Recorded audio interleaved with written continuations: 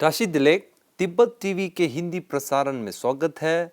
Tibet TV के साप्ताहिक हिंदी समाचार में हम दर्शकों को परम पावन दलाई लामा, वर्तमान तिब्बत की परिस्थिति, निर्वासन में तिब्बत तथा विश्वव्यापी तिब्बती आंदोलन के संदर्भ में जानकारी प्रस्तुत करते हैं।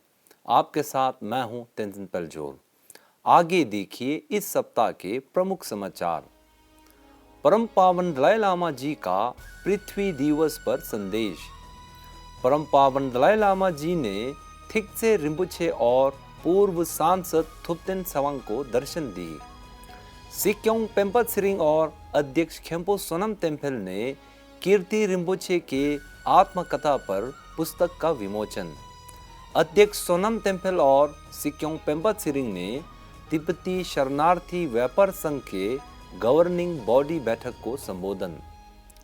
संयुक्त राष्ट्र विशेषज्ञों ने चीन सरकार को तिब्बती लेखक एवं संगीतकार की मनमानी गिरफ्तारी तथा जबरन गायब होने के मामले के लिए जिम्मेदार ठहराया।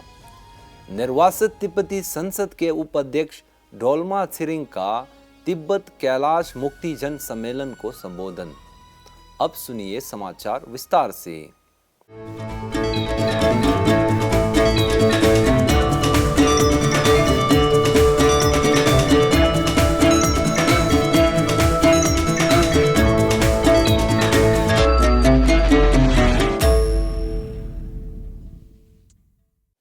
22 अप्रैल 2022 को विश्व पृथ्वी दिवस पर परम पावन दलाई लामा जी ने एक संदेश दिया था। अपने संदेश में परम पावन दलाई लामा जी ने कहा कि हमें ये याद रखना चाहिए कि हम सभी सुखी जीवन चाहते हैं। न केवल मनुष्य परंतु पशु, पक्षी और कीड़ा भी सुख चाहते हैं।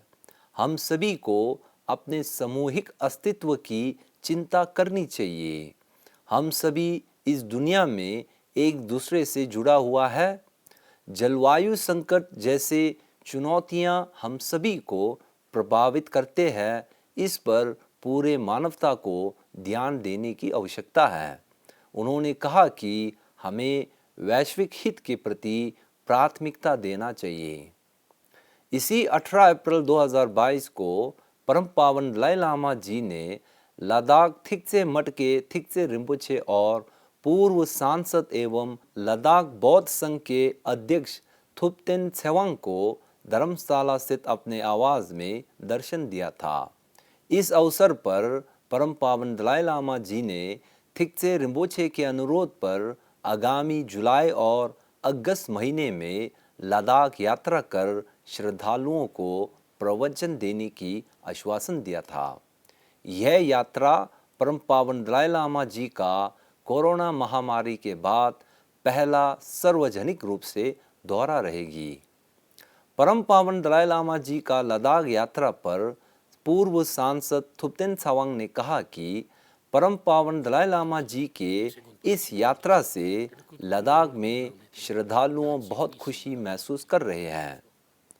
इसी प्रकार थिक्से रिम्पुचे के नेतृत्व में प्रतिनिधिमंडल ने केंद्रीय तिब्बती प्रशासन के सिक्योंग पेम्पा त्सिरिंग और उनके कशाक, निर्वासित तिब्बती संसद के उपाध्यक्ष एवं स्थायी समिति के साथ मुलाकात की। केंद्रीय तिब्बती प्रशासन के सिक्योंग पेम्पा त्सिरिंग, निर्वासित तिब्बती संसद के अध्यक्ष खेम्पो सोनम तेम्पेल और तिब्बती ग्रंथ एवं अभिलेख पुस्तकालय के निदेशक गेशे लहगदोर ने कीर्ति रिम्पुचे की आत्मकथा पर पुस्तक एक जीवन में 3 जिंदगियां का विमोचन किया था। इस अवसर पर तिब्बती भाषा में पुस्तक का संपादक रेडो संगे ने पुस्तक के बारे में परिचय दिया था। अपने संबोधन में सिक्योंग पेम्पा त्सिरिंग ने जैंगलिन ली और उनके पति द्वारा तिब्बत पर पुस्तक प्रकाशित करने के लिए सराहना की। उन्होंने प्रसिद्ध तिब्बती व्यक्तियों और अनुभवी तिब्बतियों को नए पीढ़ियों को भविष्य में मार्ग दिखाने के लिए अपने स्वयं के प्रोफाइल के बारे में अधिक लिखने की अपील की। अपने संबोधन में अध्यक्ष सोनम तेम्पेल ने परम पावन दलाई लामा जी, क्याब्जे कीर्ति रिम्पुचे और अन्य गुरुओं द्वारा निर्वासन में आने के बाद तिब्बती बौद्ध धर्म की संरक्षण तथा प्रचार प्रसार में अद्भुत योगदान देने के लिए आभार प्रकट की। अखिल भारतीय तिब्बती शरणार्थी व्यापार संघ के 5वां गवर्निंग बॉडी बैठक का 18 से 20 अप्रैल 2022 तक 3 दिनों के लिए धर्मशाला में आयोजित किया था। इस बैठक का मुख्य अतिथि केंद्रीय तिब्बती प्रशासन के सिक्योंग पेम्पा त्सरिंग और विशेष अतिथि निर्वासित तिब्बती संसद के अध्यक्ष खेम्पो सोनम तेम्पल थे। इस अवसर पर अध्यक्ष सोनम तेम्पल ने परम पावन दलाई लामा जी तथा भारत सरकार के सहयोग से निर्वासन में तिब्बतियों की अर्थव्यवस्था में वृद्धि होने के बारे में जानकारी साझा की। उन्होंने तिब्बती व्यापारियों को तिब्बती संघर्ष में योगदान देने हेतु केंद्रीय तिब्बती प्रशासन को सहयोग प्रदान करने की सलाह दी। अपने संबोधन में सिक्योंग पेम्पा त्सरिंग ने कहा कि तिब्बती व्यापारियों की समस्याओं में सहयोग देने तथा स्थानीय अधिकारियों, व्यापारियों तथा नेताओं के बीच समन्वय रखने हेतु दिल्ली स्थित भारत तिब्बत समन्वय केंद्र में 2 कर्मचारी नियुक्त करने की घोषणा की थी। संयुक्त राष्ट्र विशेषज्ञों के 6 समूह ने तिब्बत पर चिंता प्रकट करते हुए एक संयुक्त बयान जारी किया है। इन विशेषज्ञों ने तिब्बती लेखक लोब्सांग ल्हुंडुप, संगीतकार ल्हुंडुप ट्राक्पा और शिक्षक रिंचेन की गिरफ्तारी, हिरासत में लेने तथा जबरन गायब होने के मामले के लिए चीन को जिम्मेदार ठहराया है। विशेष रूप से चीन द्वारा तिब्बत में गौर मानवाधिकार उल्लंघन के मामले को विस्तार से उल्लेख किया है। उन्होंने चीन से तिब्बती लेखक, संगीतकार एवं शिक्षकों की भाग्य, स्वस्थ स्थिति तथा उनके बारे में जानकारी देने के लिए आह्वान की है। चीनी अधिकारियों ने इन प्रसिद्ध तिब्बती व्यक्तियों को तिब्बती भाषा, संस्कृति एवं परंपरा के संरक्षण में वकालत करने और तिब्बत पर चीनी नीतियों के खिलाफ विचार प्रस्तुत करने के लिए जबरन हिरासत में लिया गया है। निर्वासित तिब्बती संसद के उपाध्यक्ष डोल्मा त्सरिंग ने भारत तिब्बत सहयोग मंच द्वारा लखनऊ में आयोजित 2 दिवसीय कार्यकारिणी बैठक के दौरान तिब्बत कैलाश मुक्ति जन सम्मेलन को संबोधित किया था।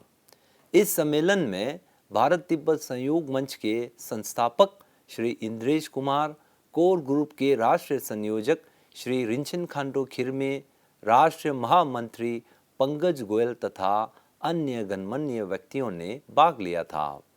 अपने उद्घाटन भाषण में उपाध्यक्ष डोल्मा ने कहा कि तिब्बत कभी भी चीन का हिस्सा नहीं था। चीनी कम्युनिस्ट शासन द्वारा तिब्बत पर कब्जा करने से पूर्व भारत और चीन के बीच कोई सीमा नहीं था। इसलिए भारत को तिब्बत का समर्थन करना यह भारतीय सुरक्षा के ही हित में है। इसी के साथ आज का खबर यही समाप्त होती है। अगले हफ्ते हम फिर मिलेंगे। मुझे दीजिए आज्ञा। धन्यवाद।